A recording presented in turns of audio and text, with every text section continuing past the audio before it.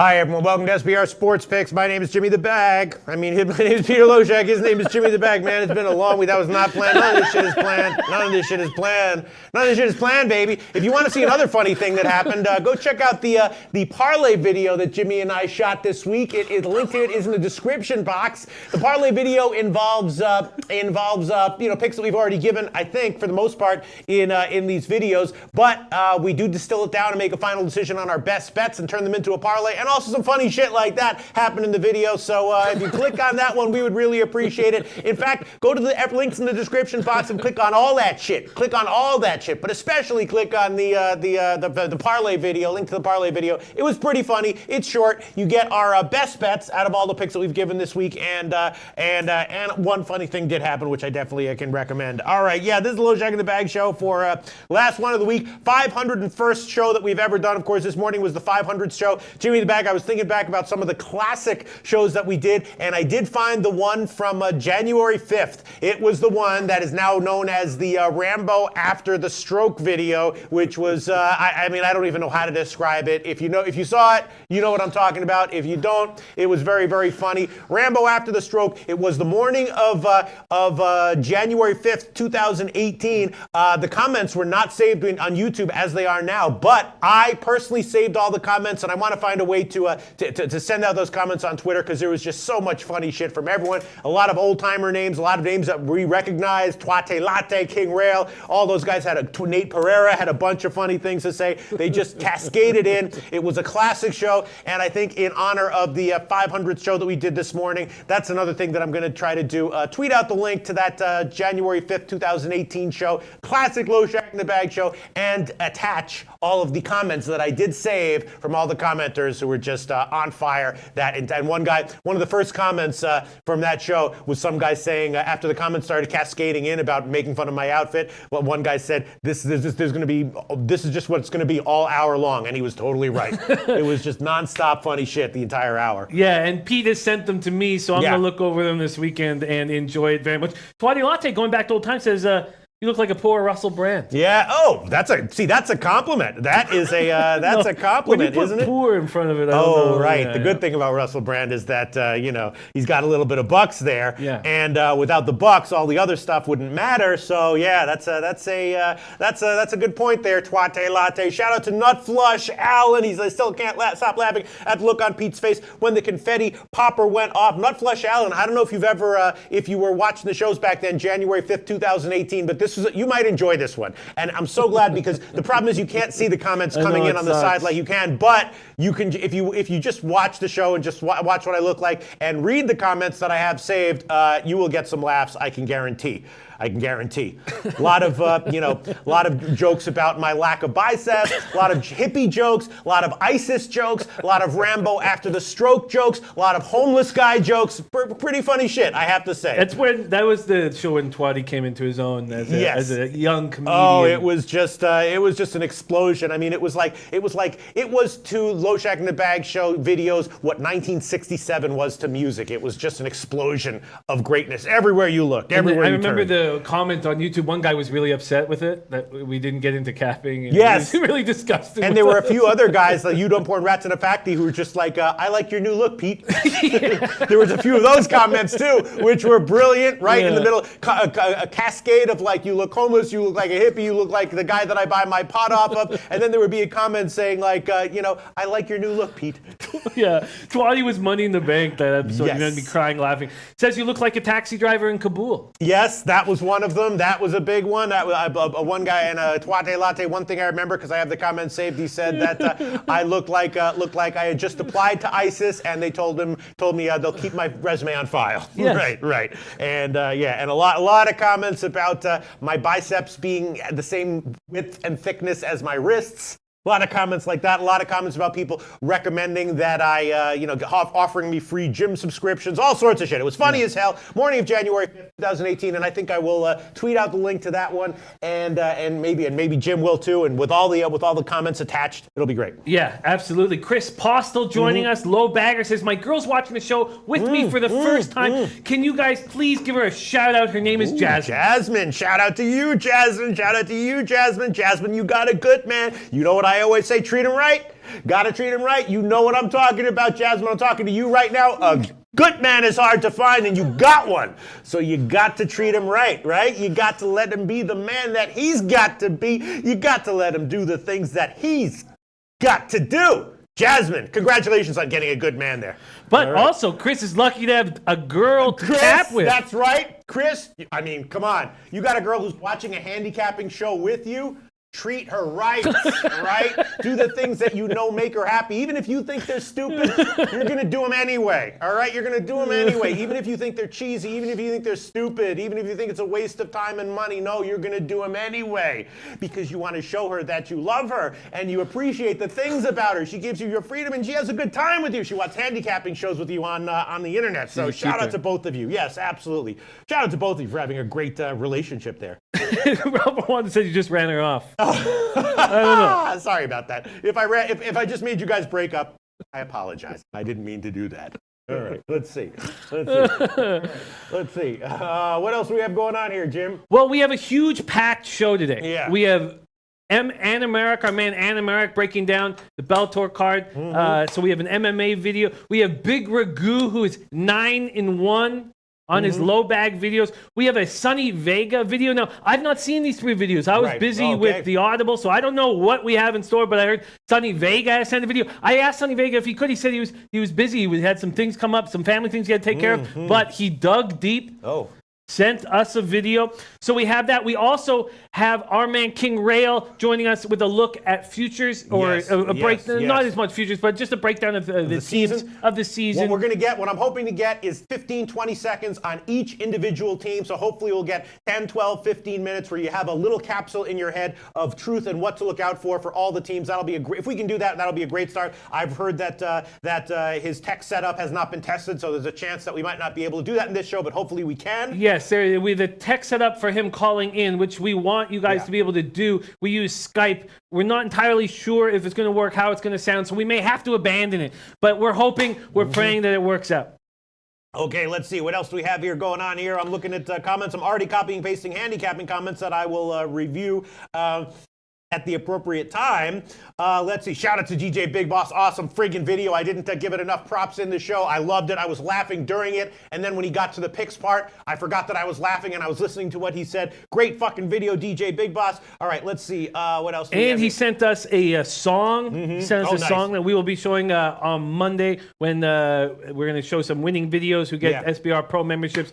And he will be in the running. We won't just show the winners. We're going to show our favorite videos. So that will be, so his will be on that's a Monday afternoon show. All right, so in the meantime, we'll talk about this in the college football segment, but Zach Kenkel says, Iowa State +7, biggest play for tomorrow for me and my guys. Ames will be rocking. That is an interesting game, of course, that in the pre-snap reads show, Al McMorty and Ian Cameron, I believe, went head-to-head on that one. Ian Cameron likes Ohio State at +6.5. Now it's up to 7. Al McMorty took West Virginia at -6. Now I guess it's up to 7, but Zach Kenkel saying Iowa State +7, biggest play tomorrow for me and my guys. Obviously, Iowa State has a history of being great as a home underdog, but this West Virginia team is very, very scary. Very dangerous. It's an interesting situation there. Colby Valentine says Hammond has been named starter tonight against San Diego State. In the craziness of the 500th show ending, I did throw in San Diego State team total under 27.5. I quoted 110. That was the wrong line. It was 116. So San Diego State team total under 27.5 minus 116 has been added to my official plays. And all right, I guess let's start with MLB. Let's roll. In the morning show, Jimmy the Bag and I, we discussed this one. We both took Dodgers first 5 team total over. Jim also took Dodgers first 5 run line -0.5 and the -1 on the full game. I added Milwaukee on the second half at +130. So Jim is expecting the Dodgers to roll from start to finish. I'm expecting the Dodgers to probably hit early, but then maybe the Brewers to have the edge late. So I'm on Milwaukee second half money line +30 and Dodgers first half team total over 2. Jim is on Dodgers first half team total over 2, first half -0.5 -112, and Dodgers -1 -122. You know, we talked about it. Gonzalez has has been very good since coming over to Milwaukee, but I still feel like he's we all still feel like he's a relatively vulnerable starting pitcher. Kershaw doesn't have a great historical record in the playoffs, but his last start was good. So it's a little bit of a question mark. How much? Very rested Clayton Kershaw as well, right? Don't you think? Yes. I just was talking for like 8 minutes in a row there, nonstop. It's okay. It's okay. Hey, take a sip of prune juice and lean. Okay. It was a big. It's usually we get to this time of year and Kershaw is exhausted, or he's tired, or he's been dealing with back injuries, he's been dealing with this, dealing with that. This is not the case this year. This is not the case. So I feel good. I feel good about fading Gonzalez. Here we go. Who said it? I believe it was Kobe saying that none of these hitters, or was it Tomor saying that one of these guys said, talk about how the Dodgers don't have great numbers against Gonzalez. I feel like Gonzalez is vulnerable here. 6.57 ERA over his last 3 postseason starts. We know he's had a great 5-start run with the Brewers. Looked great against this Cubs team, dangerous Cubs team, 5 shutout innings. He's an emotional guy, character guy, but I do feel like he is susceptible. He hasn't pitched since September 30th. I am backing the Dodgers here, and I've got him 3 ways. Yeah, Jesse Smith says Dodgers a lock. Lou H says Brewers plus 1.5. Zach Henkel likes the under. That's an interesting one. JP says, I don't think Milwaukee can be stopped even up against Kershaw. I definitely prefer Milwaukee in the second half. That's why I took them plus 130. Obviously, they have a great bullpen. A.G. Smith feeling the under. Eddie Euler feeling the under. Wow, I'm a little bit, the total I'm going to stay off of, although we do have the first 5 innings team total over for the Dodgers, both of us. I don't know exactly. I mean, the lineups are productive. They could each lineup could be in for an explosive inning at any given point, right? Sure, but what gives me great confidence is Scotty Rock's mom is in Reno, and the Dodgers money line is part of her 3-game parlay. Oh, really? Yes, she's on Dodgers money line, USF minus 7.5. Oh shit, I just lost it. Sorry, where is it? USF minus 7.5 and Air Force plus 10.5. And she needs that low bag love. Here you go, Kobe Valentine said. She needs that low bag love, Scotty Rock's mom. Can you give Scotty Rock's mom a quick shout out? Oh, yeah, sorry about that. I was distracted by that. Distracted by Kobe Valentine's comment about Gio Gonzalez. Scotty Rock's mom, huge shout out for you. What a great mom. That Scotty Rock is your son. I wish she was my mom. Yeah. That's absolutely true. No doubt. I wish maybe we could work out some kind of adoption thing. I would love that. If not, no problem. No problem. Huge shout out to Scotty Rock's mom. I hope you cash the parlay, and congratulations on being such a great mom and producing such a great son. Scotty Rock puts so much energy into our show, and it's so helpful. Like on my show in the Audible, he's just putting so much passionate energy into the show, and it just means so much to us. So shout out to both Scotty Rock and his mom, and I hope your mom hits that parlay. All right, well, the thing that distracted me was just Kobe Valentine saying, Jimmy knows how high I've been on Gio his whole career. We know Jimmy does not like Gio, might be biased. This line movement is very telling considering Dodgers is a public team. Gio is a guy who is good, but when he's been off and vulnerable, he can get hit. I'm surprised that Kobe is so high on Gio in this spot. I mean, certainly a good or great start by Gio would not be a surprise, but my sense is much like CC Sabathia in that start against the Red Sox. If CC had come in and hit gone 5 innings and given up 1 run, I wouldn't have been shocked. But I did take the Boston team total over first 5, and it feels like vaguely a similar situation here. I'd probably rate Gio Gonzalez as a half notch higher than I would have rated CC in that start, but it seems like a similar situation, right? I think so. I think that's a good breakdown. And Kobe's right. I was fading Gio and talked about it all season long. Kobe's right. But Gio had a nice little run there with the Brewers, and he's an emotional guy.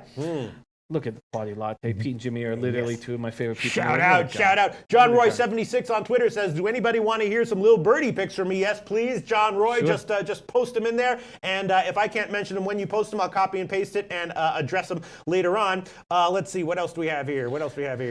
Well, that's a spot. I know a bunch of strong cappers. Campsite Killer on Brew Crew plus 1.5. Eddie Euler on the Brew Crew plus 1.5. I get it. But I'm comfortable here with... I feel like there's a huge advantage Kershaw over Gonzalez. A huge advantage. Not just a small advantage. A huge advantage. Joaquim Hill says, can you shout Jasmine that's driving with, tell her to give me a kiss. Is Joaquim Hill hanging out with that girl? With the guy? I'm not entirely sure. Anyway, yes, sure. Shout out Jasmine. If you could give Joaquim Hill a kiss, we'd really appreciate that. If not, that's fine. We'd really appreciate it. Similar to how we'd like it if you'd click on the parlay link in the description box. If not, that's fine. But we'd really appreciate it. Everyone watching the video, thank you so much. Oh shit! NMRX Bellator kicks off in 10 minutes. I forgot it wasn't in North America. Oh shit! We have a video for him, right? Yeah. So, I don't know if we have time for that. What are we gonna do? It kicks off in 10 minutes. You guys want to see the Bellator video? We should. Is it possible? I know we're doing stuff on the computer to try and get King ready to rock. Can we go? We can go right to. Why don't we do that? Thank you for letting. Yes. So we'll go right to the Bellator video. Get your pads out. Get ready to take notes because there's a lot of action that our man Anamaric loves. And then as soon as that's done, we will quickly touch on college football and then move on to the NBA segment. And this will also give me a lot of time to copy and paste handicapping comments that people are posting here. So that's good as well. Sweet. Thank you for letting us know, Anamaric, and let's pop that video in. Thank you, Larry, my man. What up, low baggers? It is Friday. We made it. It's weekend time. We got some good stuff coming up here. We got Bellator this week. It's a double header. We've got a fight Friday night and Saturday night. Bellator 207 and 208. I'm going to go ahead and give you picks on both of them here. Let's get started with Bellator 207. In the main event, we've got Matt Mitrione, Meathead versus Ryan Darth Bader. I love this fight. I've been a fan of Ryan Bader since he was coming up on the Ultimate Fighter in the UFC. I actually got to grapple with the guy. True story. I did Brazilian Jiu-Jitsu training at Power MMA and Fitness, and he gave me my first taste of cauliflower ear by putting a triangle choke on me. I'm not even kidding. So pick for you guys here. Ryan Bader inside the distance. The props aren't out yet. People are pretty scared of the props on small MMA shows, kind of like Bellator. It doesn't get as much attention as the UFC's, but if you can get Ryan Bader by KO, I think that's the way this fight is going to go. Meathead is a little bit bigger, but you know what? He's slower, he's older, he's taken some damage, and Ryan Bader's coming into his prime. He's actually got some vicious knockout power. He's an explosive, powerful wrestler, and I think he's just all around the better athlete of the two. Now, the problem that we normally run into with Bellator is they know how to highlight a fighter. They know how to book these squash matches like the UFC doesn't. They protect their guys that they want the spotlight to shine on. So, the majority of the rest of the card, especially on 207, it's squash matches. We've got Lorenz Larkin. He's taking Ione. He's a minus 675, 700 favorite. You've got Kevin Ferguson Jr., which is Baby Slice. If anybody doesn't know, he's Bellator's legacy fighter, the late Kimbo Slice's son, and they're trying to make him look as damn good as possible. So they gave him a piece of garbage. He's about a minus 950, minus 1,000 favorite. So there's not a whole lot going on here. However, the co-main event, we've got another UFC dropout. Roy Big Country Nelson is fighting Sergey. I'm not going to try and pronounce his Russian last name. It's crazy. What I'm going to do here is actually back the dog. I'm going to take Sergey at a a plus 250 underdog line. I'm going to take a swing at it. Roy Nelson is not the Roy Nelson that we know from the UFC anymore. He's in Bellator. He's getting a paycheck. He's coasting, and he knows it. You watch his last couple of fights, he has slowed down considerably. Everybody talks about that right hand. That, you know what, if he lands that big bomb, he can put anybody away. It's not there anymore. He hasn't. When was the last time he KO'd anybody? So I'm going to roll with Sergey here and think this is a real greasy 3-round decision. Roy probably gets tired, and he gasses out probably about halfway through the second round, maybe even a little earlier these days. If Sergey can stick and move, avoid the takedown, not get underneath a guy like Roy Nelson, I think he can win a decision here. And at plus 250, I'll take a shot. Let's move on to Saturday's event. Bellator 208, the headliner is going to be Fedor Emelianenko, the last emperor, arguably the greatest heavyweight fighter of all time in some people's minds, versus Chael Sonnen, the trash-talking UFC dropout that took Anderson Silva all the way to the 5th round and almost ended up grinding him out and taking the belt from him. Now, this is a really, really interesting fight because Emelianenko's old, man. He is so old. He's over the hill. He's been done for years, but he has still got some speed and some pop. I mean, realistically, the way that MMA goes these days, if Fedor was fighting these days, he probably would have been a light heavyweight, maybe even a middleweight, but he doesn't cut weight, so he's fought at heavyweight his entire life. And he knocks out guys like Frank Mir that have got no chin, and he's got a massive speed advantage on. A guy like Chael Sonnen is a smart thinking fighter. He's got one path to victory, and that is the takedown. I'm going to roll with Chael Sonnen. I'm going to take a shot with this plus 200, 215 underdog here. These lines, I'm using I'm using Bet Online because some of the other lines aren't out right now. So I'm going to take Chael Sonnen at 215. I think he puts Fedor on his back, and Fedor, like I said, he's old. I think if Chael gets him down, he gets tired, he loses a little speed, a little pop in those punches, and Chael can grind out a victory in this kind of a case and win and win a decision here. I'm going to take a shot on the dog. There's no way I'm trusting an over-the-hill Fedor at minus 255 to score any kind of a win or a knockout. Taking him inside the distance, I think, is the only choice that you could make, and I don't even think that's going to be that great of a line. The undercard on this one is a lot like the other one, except I got another dog for you guys. I'm rolling with the dogs in Bellator. I'm hoping for a couple of big upsets. We've got Czech Congo taking on Timothy Johnson. These both are UFC dropouts, and both of these guys are swinging heavy leather. I've actually been more impressed with Czech Congo, even though he is the older of the two fighters. He's got the range advantage. I think he's overall the crisper striker, and Timothy Johnson's been alternating wins and losses, and he got dumped by the UFC for that reason. Czech Congo has been on a 4-fight win streak since he's been in Bellator. He's riding high. He's confident. He's dropping people. I just think it goes a little in his favor. He's getting plus 105 right now, and I will roll with Czech Congo. The last fight that I've got for you guys is another big old upset here. We've got Benson Henderson in the co-main event. He's fighting Syed Awad, and both these guys have very, very similar records. They're both veterans of the sport. They've been around a long time. They're both kind of getting old, but I got to tell you, Ben Henderson's been talking a lot about retirement. He's checked out. I think he's done. He's collecting a paycheck. It's very similar to the Roy Nelson situation, where he was great in the UFC. He was the former UFC champion, and as soon as he started to realize that he was dipping off just a little bit, he went to Bellator, took it easy. He's collecting a nice big fat check. He's going to be nowhere near a title shot anytime soon. Yes, he's fought the tougher competition of the two, but at this stage in their careers, I think the fight's a lot closer than people are giving it credit for, and I think Syed could show up here and pull the upset. He's plus 340, so I'm going to roll with the dogs on Bellator, guys. The only favorite that I've got is Ryan Darth Bader in the main event of 207 on Friday night. The rest of the picks, we're going to roll with Sergey to upset Roy Nelson. We're going to go with Chael Sonnen to take out Fedor Emelianenko, Syed to upset Benson Henderson, and Czech Congo. And I think Czech Congo we could probably take by KO, but I'll just roll with the dog money. Let's get it, guys.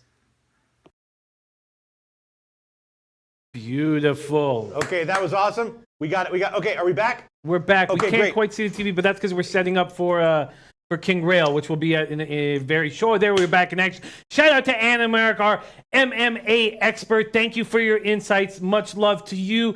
Some big dogs. He's on. He's Yes, some that dog is hunt. awesome. I'd love to talk about that a little bit more. We've got so much shit that Too we got much to to get do, to. yeah. All right, so so there. That's it for MLB. Now we're going to quickly move on to college football. Yeah. All right, so for tonight, I did give Arizona, Utah under 53, San Diego State team total under 27.5 minus 116. I bet Tulsa. Haven't given that as a pick yet though, and I also am leaning Air Force plus the points. And there was a comment from someone else saying that his friend is a grunt and likes Air Force tonight and the under. I'd be leaning under as well, but it's just such a low total. I took the San Diego State under. Jimmy the Bag has just Arizona and Utah under 53 minus 110 tonight. Some of the picks that I gave. No, I do also have the South Florida Tulsa under 62. Oh, that's right. He gave that one earlier. Yeah. That's right. So Jimmy the Bag has Arizona, Utah under 53 and South Florida, Tulsa under 62. Earlier in the week, he gave Minnesota under 59.5, Tennessee plus 15.5, Kent State plus 11, and that's it. Earlier in the week, I gave Louisiana Lafayette minus 10. Bad line move against me there. Southern Miss plus 8.5. Bad line move against me there. Baylor plus 14.5. Vandy plus 7. UTSA plus 14. Beat a big line move there. Nebraska plus 6. Controversial play. Kent State plus 11. Ohio State under 59.5. Tennessee plus 15.5. Pitt Notre Dame under 56 and over 53.5. Yes, I'm going for a middle on that one. Penn State minus 13.5. I think I really like that one, and I think I'm going to add on Penn State first half minus 7 as well. I'm also looking at some team totals that I'll maybe tweet out tomorrow. Michigan State team total under is one I'm definitely looking at. UNLV Utah State under 63.5. Memphis plus 5. Florida Vanderbilt under 50.5. And that is it for college football. Jimmy the Bag, any thoughts here? Thoughts are, I like your action. I like tonight's action. I'm more comfortable on the under in Arizona, Utah than I am on the under in South Florida, Tulsa, but it's a much higher number. But I'm more comfortable there. I'm not pulling the trigger on Air Force, San Diego State. I can make reasonable reasonable breakdowns, yes. arguments on each side. So I'm going to stay off the Air Force San Diego State game.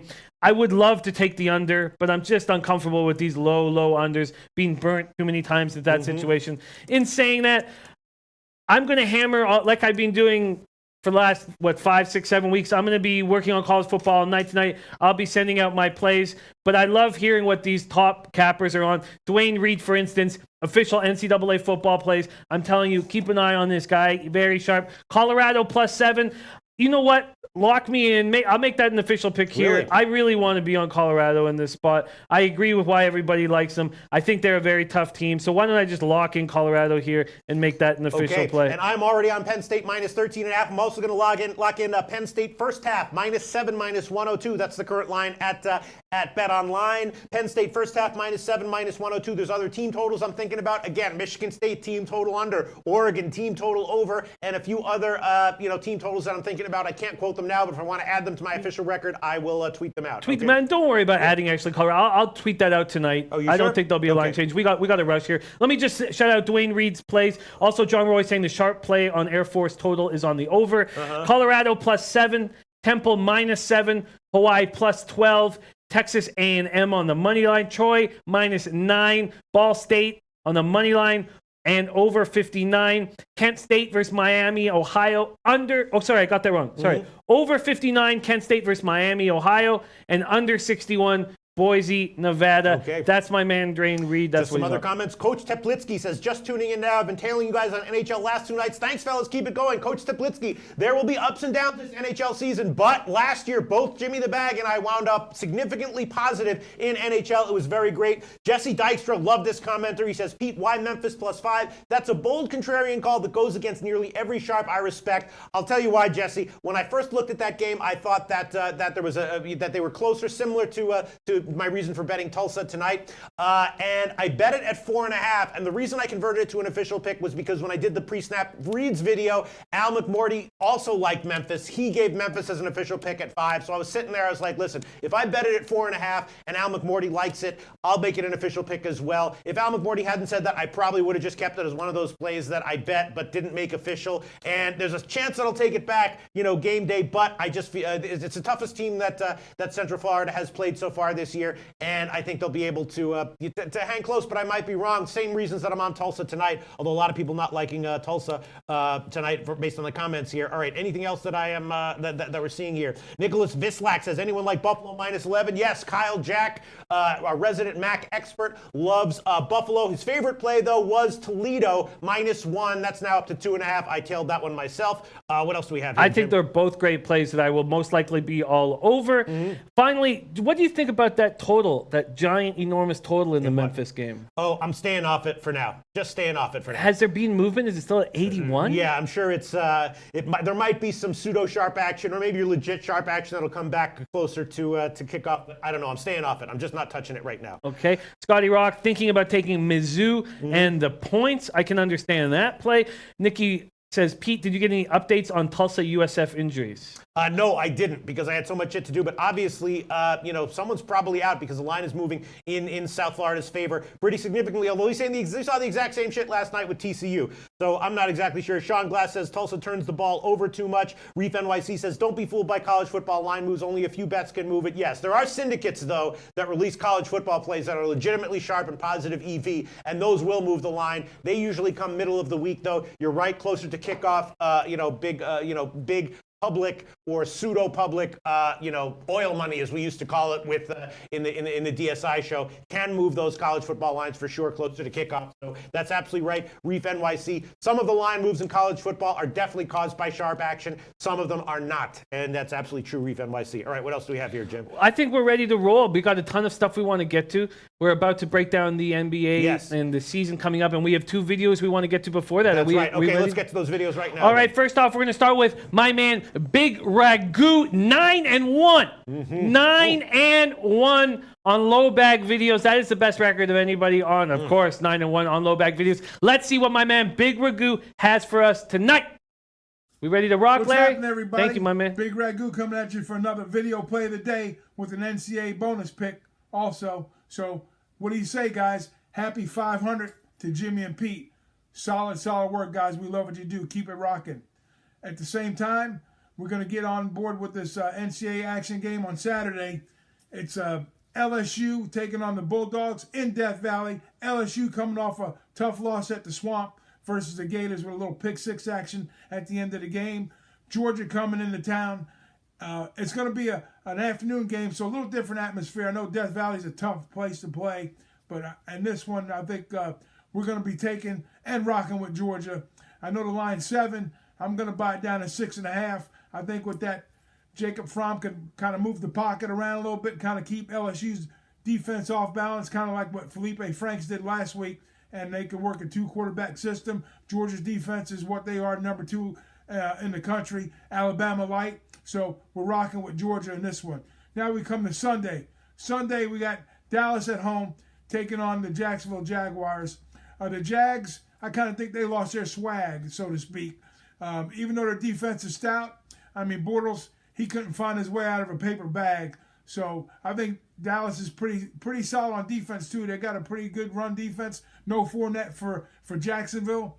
We're going to take Dallas money line. That's right, Dallas money line at the house to get the job done. So quick recap. We're taking Georgia on the road at LSU, buying a 0.5 point if we have to. And also, we're taking Dallas on the money line at home. So see you next week. Let's keep the streak going. 9-1, baby, on the free video picks of the week on the Low Bag Show. So see you next week. Okay. My okay, man. there you go. Yes, a My lot of man. people liking a lot of jokes and great comments coming in on Big Ragu, but we gotta move on. The LSU game is very interesting. I was thinking about the under on that one and leaning LSU. Obviously, Georgia is a juggernaut, but I was thinking LSU and maybe the under. And then the other one, the Jacksonville game. Both I think it was Al McMorty and Ian Cameron. Both they usually disagree when they are both on a play, but they both really like Jacksonville this week. They think that it's going to be an up week for Bortles. They think that that Dallas has some serious issues and that Jacksonville pulls out the win. They both like Jacksonville there. Yeah, I like Jacksonville too. And there's a question here from Bill Butler if Sean Lee and DeMarcus Lawrence are in for the Cowboys. Definitely Sean Lee will not be in, but Van Der Esch is being very good. I am going up against the great Big Ragu in that spot. All right. I am on. But you know what? Yeah, I guess we can't. I guess we're screwed. I'm on Jacksonville -3. But shout out to our man Big Ragu, low bagger. We absolutely love him. And now, a video. These videos I have not seen. So we have one more video before we get to the NBA spot. Can't wait to see this. My man, Sonny Vega, dropping a video for Loshak in the bag. Larry, we good? Sweet. Sonny Vega. Happy 500th, Pistol Pete, the man that shoots straight from the hip, and Jimmy the Bag. Congratulations on the 500th episode, but there won't be any balloons today. The budget doesn't account for it. As we proceed, there won't be any budget for ticker tape either. No, I said no ticker tape. I said no ticker tape. How many times do we have to do this? Let's try this again. God damn it. Starting from the top. 5, 4, 3, 2, 1. Congratulations on the 500th episode, Jimmy the Bag. Peter Loshak, thank you for everything you do. But there won't be any balloons today. But yet, something maybe even a little bit better. I treated myself in respect to your 500th episode. I treated myself to some strippers, as you can see. Birkin, twerking, popping for the Gucci, whatever. I got 2 games I'm in love with for tonight. 2 BBB, bona fide bitch bets, as I like to say. First off, in college football, the first half under Tulsa. First half, because I have no patience. First half under 31. I'm taking it. You do what you want. I really don't give a damn, man. Also in the association preseason, 7 o'clock tip-off. 7 o'clock tip-off. The Brooklyn Nets are at the New York Knicks. 224.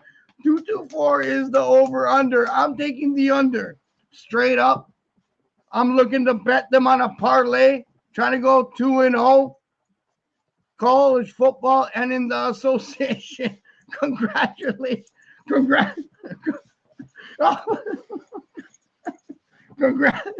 Congratulations on the 500th episode, guys. I am Sonny Vega, and I'm looking to go 2-0. Oh, congratulations, guys. 500. Congratulations, guys. We love you.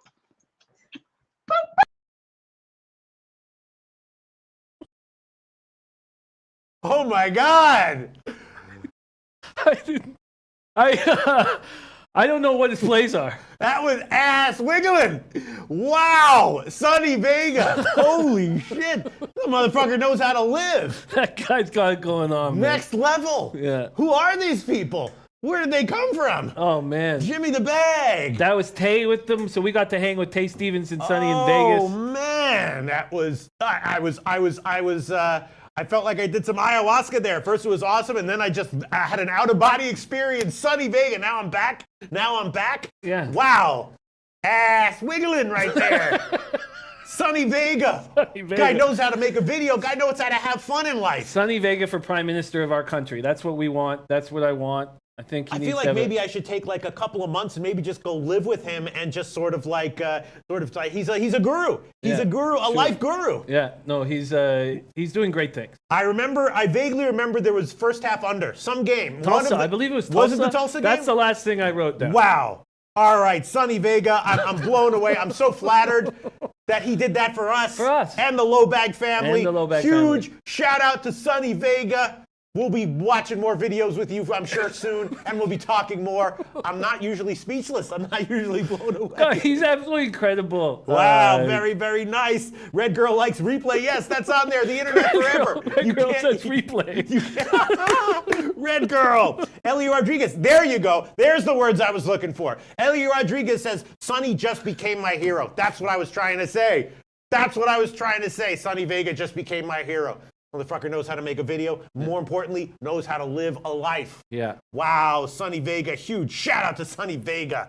And then Big Ragu took the words right out of my mouth. Wow, that's it. Nothing else. There you go. Says, I think we can end the show after that Sonny video. There you go. It's hard Now to keep everyone's going. okay. All right. Okay. Now my brain is coming back where I'm starting to form words and thoughts and sentences again. All right. Okay. Now though, what a great show. Now we got to move on because this is going to be just as good, just as important. Yes. We've got King Rail joining us, and what I'm planning on doing right now, I'm hoping on doing is just picking King Rail's brain. I hate that term, but that's what we're going to try to do if the tech allows for it. I just want to get 15, 20 seconds on every NBA team, what he thinks to start off the season, so I have something to work with, and whether he thinks a team is is going to be undervalued, overvalued, might get better, might get worse, whatever he has to say, 20, 30 seconds for each team.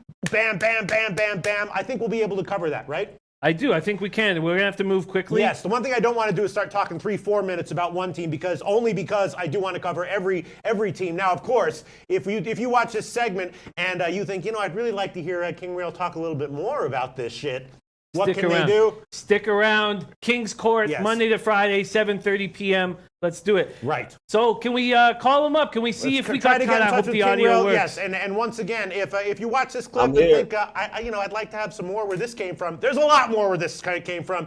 King Rail does a show 7:30 Eastern time, not just analyzing NBA, but analyzing in-play bets on the games going on at the time. It's a great show. It's awesome. And is King Rail there? Yes, I'm here, Pete. Oh, yes, there we are. All right, King Rail, I wish we could talk to you for 2 hours right now, but unfortunately we only have about 20 minutes. So I just want to get your thoughts on every NBA team, if you don't mind. 15, 20 seconds. Sure. How should we start? That's great. Why don't I start? Why don't we start, King? If you don't mind, I'll just sort of lead you into them. Why don't we start with the Eastern Conference, Yes. the Atlantic Division? Okay. And I'd love it if you started with my Toronto Raptors. With your Toronto Raptors. Well, last year, Toronto won, 59 games? They're sitting at 55 this year. I think the Lillard pickup is way better than DeRozan. I like that over them Toronto Raptors. I'd look for them to compete with Boston. I think Boston's to the top of the crop, but Toronto's pretty nice this year. All right, so he's high on Toronto in general. Do you see To this start. as a much better team with Kawhi Leonard in the lineup rather than DeRozan? A much better team. I think he's a proven competitor. He has that grit, that tenacity about him. He's not afraid to back down from any competitor, any challenge. DeRozan didn't have that. Okay, awesome. So he's high on Toronto. Yes. Now let's move on to Boston. Boston Celtics staying in the Atlantic Division. Boston, that's the Western one right there. I took him. I know Ski took him to win the conference. I think Toronto's going to put up a hell of a fight, but Boston's team, I mean, they could take a piece out and put a piece in. It's not going to change their rotation or how they play. They're the best team in the league. Okay, so he's high on Boston. Well, of course. Do you think that there's any value fading Boston and taking the Raptors to win the Atlantic? I mean, there's value in it because it's plus that 220. So that's what I was going to do as well. I took Boston, but I'm still taking Toronto at plus 220 because I like money. And I don't see why Toronto can't beat Boston either. Toronto's stacked. Okay, how about the Knicks? New York Knicks. Fade. Sorry, Pete. No, that's okay. But the Knicks won't reach that total, man. What is their season win total? It's sitting at 28.5, 29 last year. Without Porzingis, if he's going to be when he's coming back and what he's going to do when he comes back, can't see it. New York needs to rebuild. Okay, so a lot of these teams that are bad, they start off being good bets against, and then later on in the season they get undervalued. Is that possible with the Knicks? Do you think that they'll be just one of these teams that's terrible that has value later on in the season? I think the Knicks, I think they'll come out in the beginning and play flat, and you fade them early, but then by the All-Star break, you start making some money with them. I imagine if Porzingis will be back, the rookie will be playing a little bit better, and they'll have a little bit more, they'll gel a little bit better. All right, now the Sixers. Philadelphia 76ers. 76ers will take a step back this year. 76ers lost shooters. They didn't fix anything they had going on in the playoffs. They're a team that cannot. I expect 76ers to go under their win total this year. That's at 54. But at 154 last year, at 52 this year, I see them under. Okay, so he seems a little down on the Sixers, so maybe we look to fade the Sixers to start, and then the Nets. Brooklyn Nets. I'm high on the Nets. Nets are one of my favorite teams right now in the league, thanks to the Indiana Pacers. The Nets have been doing everything right, gathering assets the past couple of years, and they're ready to go. They picked up some veteran pieces. And they only send that, 31 wins? Yeah, 31 and a half right now. I got them at 28 and a half. I took them, so I'm over on that Golden Nets. I expect the Nets to probably make the playoffs. Wow, okay, so the market is down on the Nets, but King Rail not as down on the Nets. Maybe the Nets will be a good team to look on, to bet on in the opening weeks of the season. All right, let's move on to the Central, Jim. Central Division. We'll start with those Milwaukee Bucks. Okay. I know Ski Profit not going to like this, and a lot of guys not going to like it. Everybody thinks Milwaukee's going to win the conference over there. I don't believe so. I think it's going to be a dogfight with Milwaukee and Indiana, but I see Indiana walking away with the conference championship over there. I don't think you should pick win total when it comes to Milwaukee and Indiana right now. You just want to look for those two teams to win the conference. All right, so market and other people expecting Milwaukee to be good. King Rail not buying it. All right, what else? Cleveland Cavaliers. Cavaliers is at 31 wins. I don't know what everybody think that the Cavs are still a good team. They lost 20. They had 50 wins last year. Lose 20 games with LeBron walking away. Wow. Kevin Love has proved to us that he can't run a team by himself and that he can't do it. So the pieces around him, I don't see any value in the Cavs this year. But 31 should be able to get in this East if the rookie play like the rookie's supposed to play, and I think he will be rookie here. All right, so King Rail is down on the Cavs. The market is maybe their lines will be appropriate. How about the Pacers? High on the Pacers. The Pacers are sitting at 48 wins. This year they won 48 games last year. I don't see anything different. I think the Pacers is a cream of the crop over there. I think they're better than Milwaukee. They have better shooters. The Evans pickup was fantastic, you ask me. Picked up Doug McDermott. Got a little bit more toughness over there. I really love the Pacers, the top 3, top 4 team in the East. Wow, so maybe the Pacers will have some betting value early on. What do you think, Jim? I think they absolutely will. Okay. I agree completely. Chicago Bulls. Bulls don't know what they want to do. I don't know. They went and got Parker. They signed Levine with an ACL injury. Still let them walk away.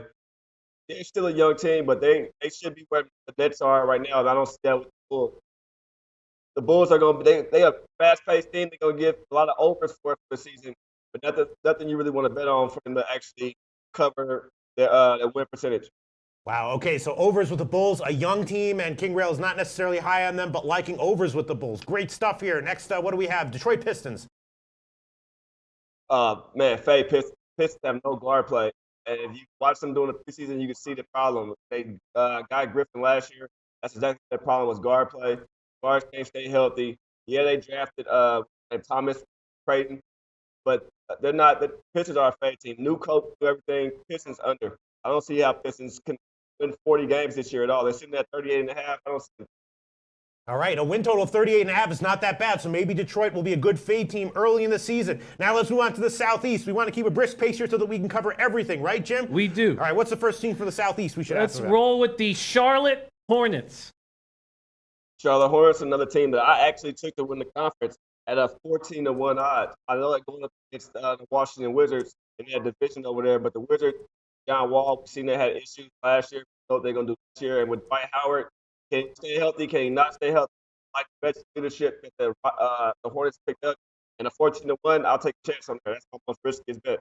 All right, so the market not too high on Charlotte, but King Rail vaguely high on them. Maybe they'll be a good bet in the early going. Of course, after a few weeks or a few months, the market does tend to adjust, but these kinds of opinions can have great betting value early in the season. All right, how about Washington? Let's talk about Washington. Washington Wizards. Washington Wizards with Dwight Howard pickup, that was decent. They also when they got an Austin Rivers. Is the whole Wizards thing is all about Wall. What is Wall going to do? Is Wall going to play team ball? Is Wall going to play wall ball? Are they going to be accepted of a Wall? And with that, I'm scared to put my money and just really back the Wizards. But I see the Wizards covering a lot. Wizards will win some games. They will cover some spread. But I'm not too high on them doing anything in the playoffs whatsoever. All right, so sounds like Washington is probably going to be good, but maybe the market is overvaluing a little bit. Maybe we'll look to them to have a negative ATS record over the first few weeks or months. Just looking at their roster, I see trouble in the dressing room. I see a team that has more talent and not enough character, and I think that we'll be able to fade them when they're big favorites. What do you think about it? I know we don't want to take too much time. I agree with you there, Jim. I think they'll be overvalued a lot this year. People look at them and compare to certain teams, like when they'll go against the Nets or go against the Bulls, even against the Magic, they'll be high favorite. I can see the Magic dropping and losing those games. All right, so now let's talk about the Magic. Yeah, Orlando Magic. Oh, wow. Orlando Magic, I was really down on them before preseason, but after I watched them in preseason a little bit, they gave me some hope with them. The Magic win total is sitting at...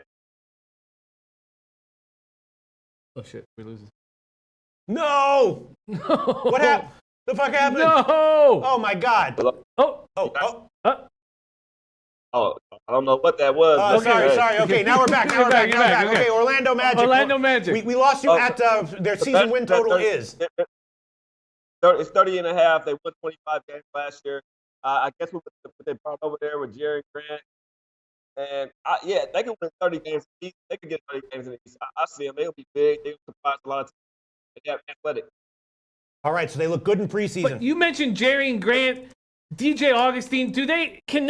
Their point guard play to me looks so weak. Is that going to hurt them late in games? Is that going to hurt them overall? Just could you touch on how weak, am I overvaluing how weak I think their point guard play will be? No, you're completely right about that weak point guard play. But what it is, you got to look about that new shot clock too. When that new shot clock teams like this, you got to look at how they capitalize in late games.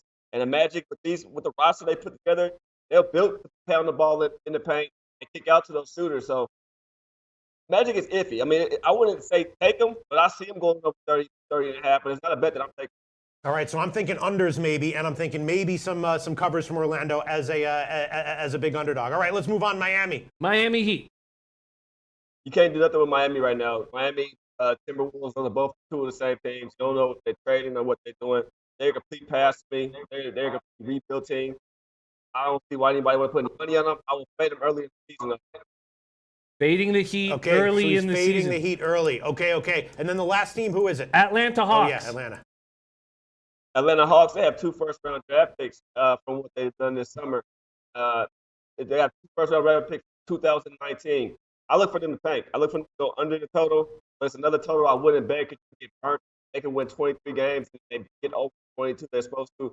So I wouldn't bet them, but I think they should take where they got 2 first-round draft picks next year. They still building. All right, so that sounds like a team that might be take a little bit of time to gel, but then later on in the season when people have them labeled as a bad team, maybe they'll have some value. All right, let's move on to the West. Let's keep a brisk pace. Jimmy the Bag, Northwest. Why don't you cover this? Utah Jazz. I know Ski Prophet loves Utah Jazz, and he has them to win the Northwest Division. I'm not that high on Utah. 48 wins is a lot of wins to ask. 49 wins to ask from the team. Utah's the one that had me as a head scratcher for me. But I say they win as money early. I'll take early on. Even as big favorite early on, Utah's a team that you can back early, but I think they'll fall apart a little bit after the All-Star. Okay, so the market is high on Utah, as is Ski Profit, but the jury is still out maybe for now as the season starts. Next team in the Northwest. Great coaching, 5-0 preseason. You're right. I think they'll be I think we might be able to get value fading them early in the year. Utah. Yeah. Okay, I'm putting that note. Okay. Denver Nuggets. Denver Nuggets is another team at 47 wins this year. I think they'll get that. Denver is a nice young team. They have nice pieces around them. I mean, I've been watching them through preseason. I went back and watched old Denver tape last year. I like Denver as well. I look for Denver to actually touch maybe 50 wins this year.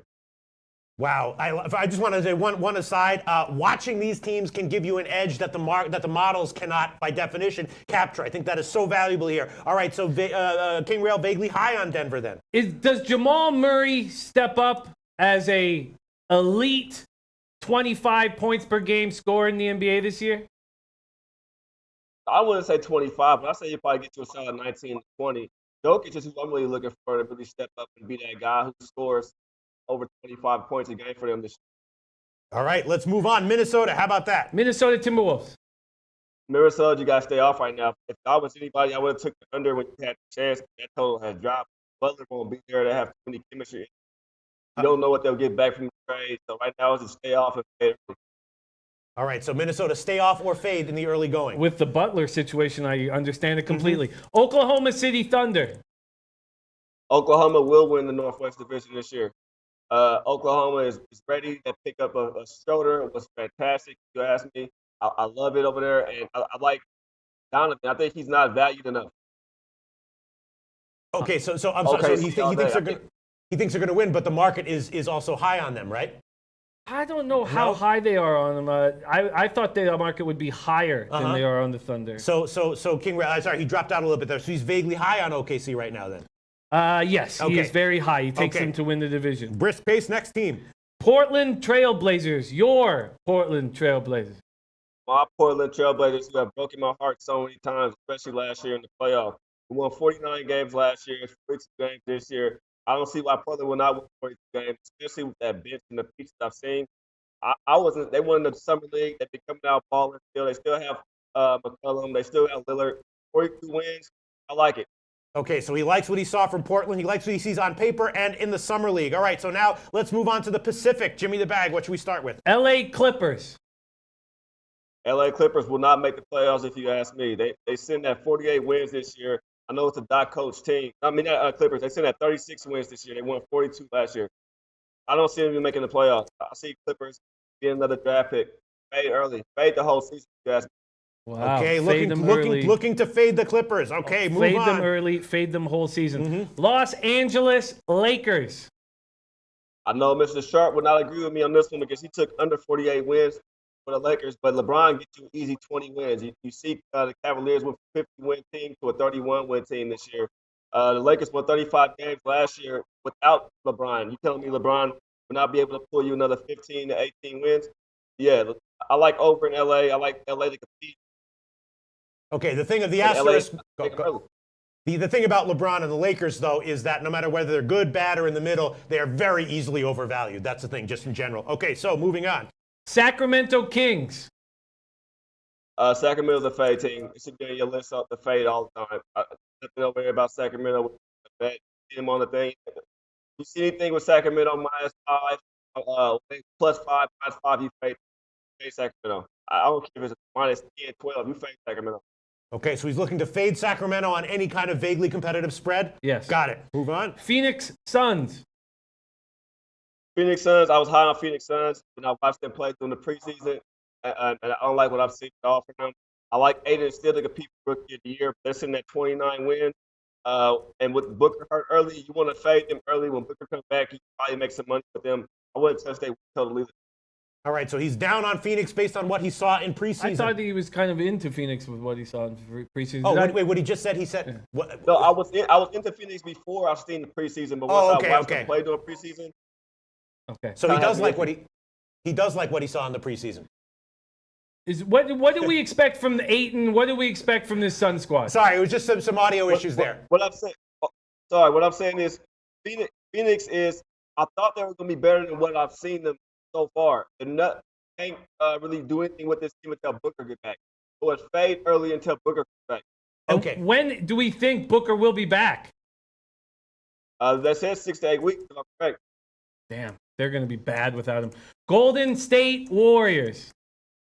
Golden State will not win 60 games this year. Golden State will drop. They've been losing games every year. They haven't reached that win total. With the stacked Western Pacific, you got to take Golden State. It's just a second half team. Okay, I don't like betting Golden State second half. Third and fourth when you put Golden State.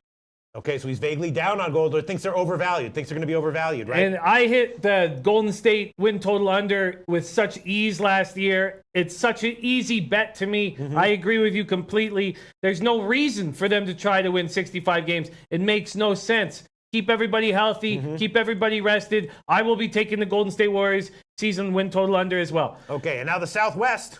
Houston Rockets. That's my play to win the championship. I bet plus 800 on the Rockets to win the championship this year. I know Carmelo Anthony, everybody's not favorite, so it's like that pickup. I think it's a great pickup. I think the Rockets are just like Boston Celtics.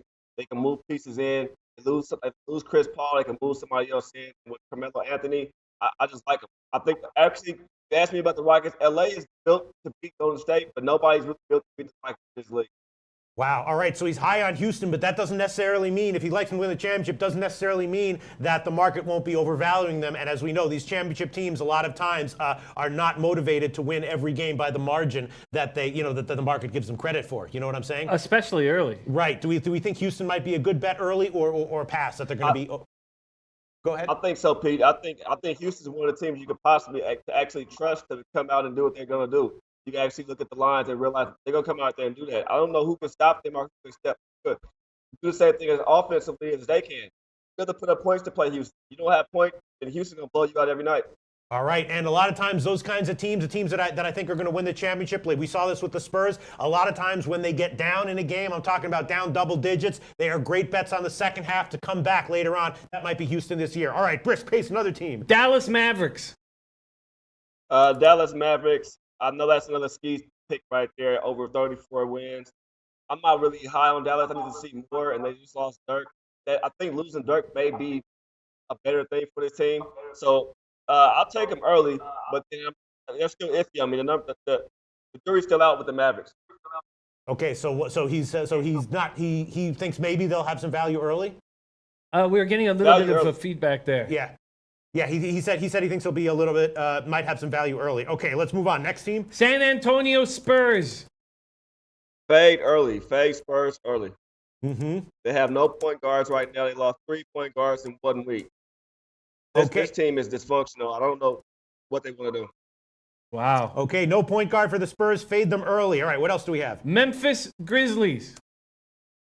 Memphis Grizzlies sitting at 32 at my book at the Westgate, and I was looking over Grizzlies again. And Grizzlies is a team that's going to get over. It's an over team. It's an over team like the Bulls. I look for Grizzlies to get over, but I don't see Grizzlies sweep 32 games.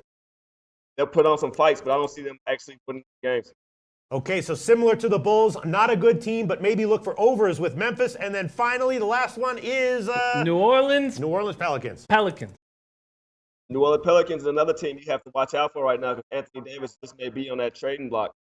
Well, he is on that trading block, and with him out there, you don't want to pick no over win totals or anything with them. But I look to take them early on in the season.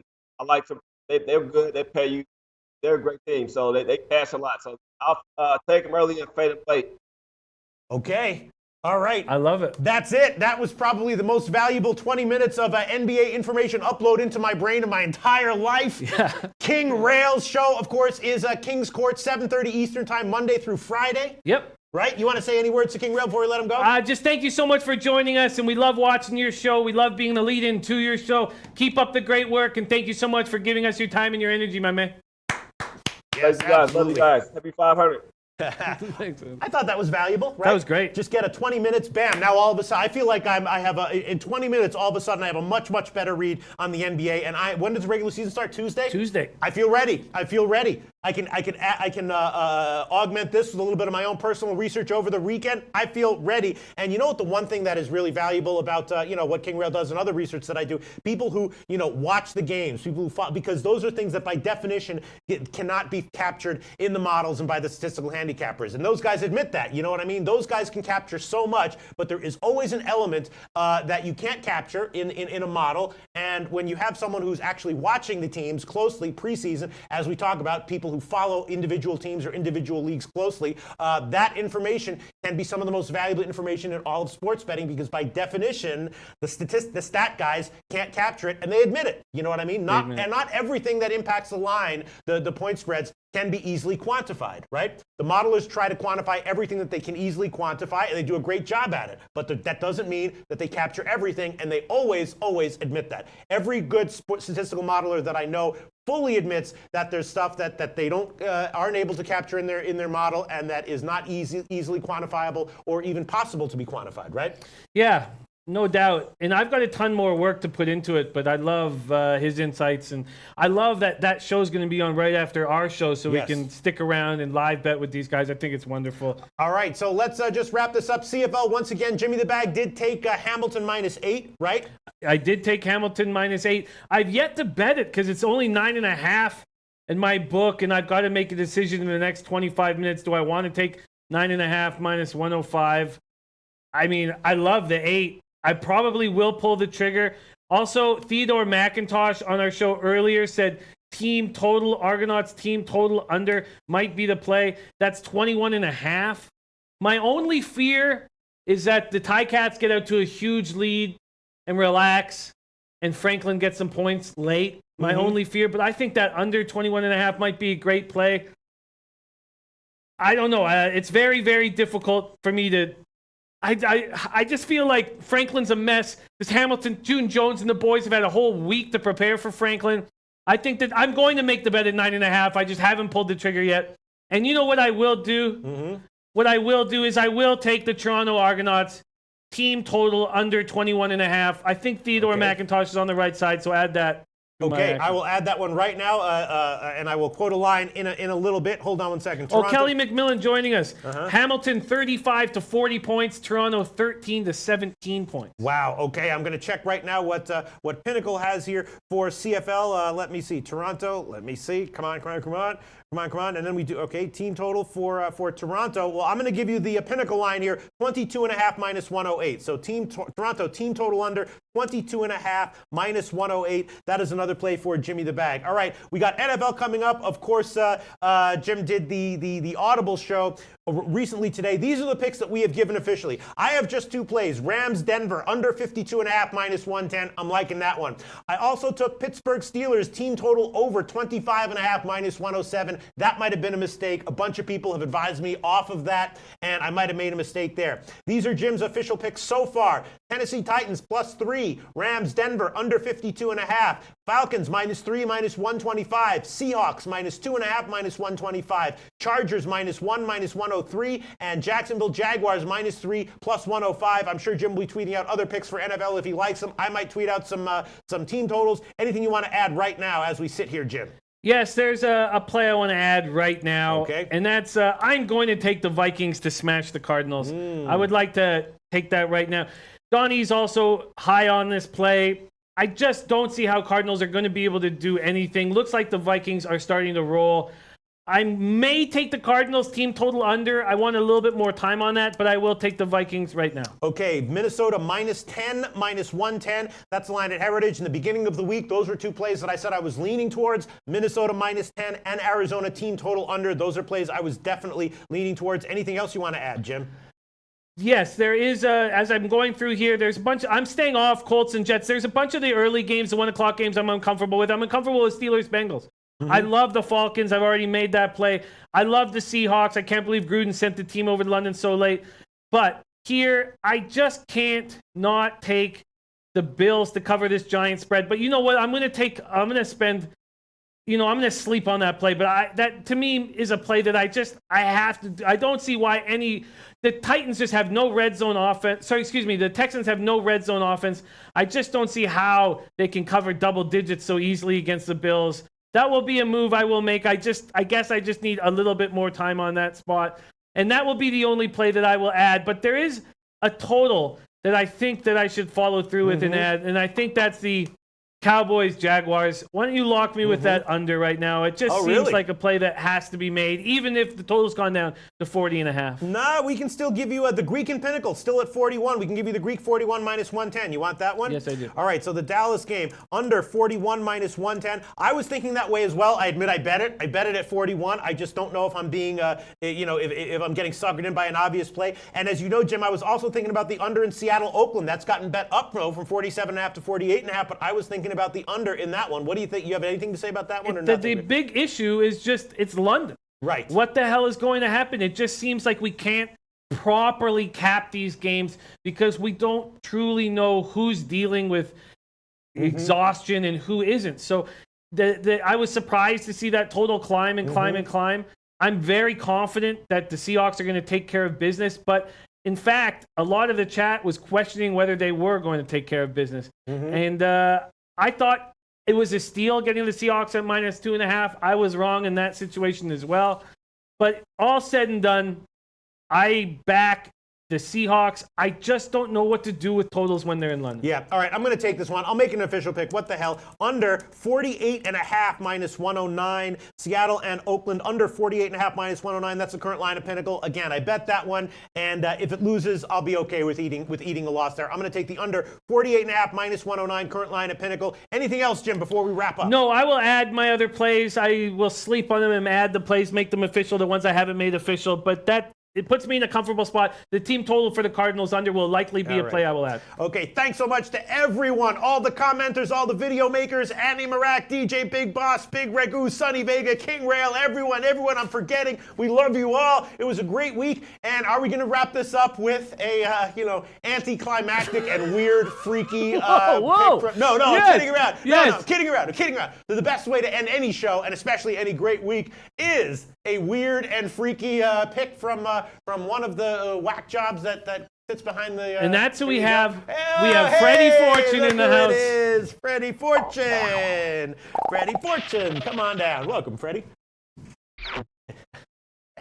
Okay, here we go. Wrapping up the week on a high note.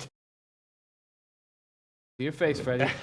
Get that face in. I'm gonna squat down there, pal. I'm on NCAA football. Okay. On a 2-game parlay. All right. Pay attention now. Sure. First, I'm taking Michigan State first half plus 7 over Penn State at minus 110. Okay. And First half under 27 in Michigan State at Penn State, which comes to a plus 264. 264 parlay at Bet365. all right. Okay.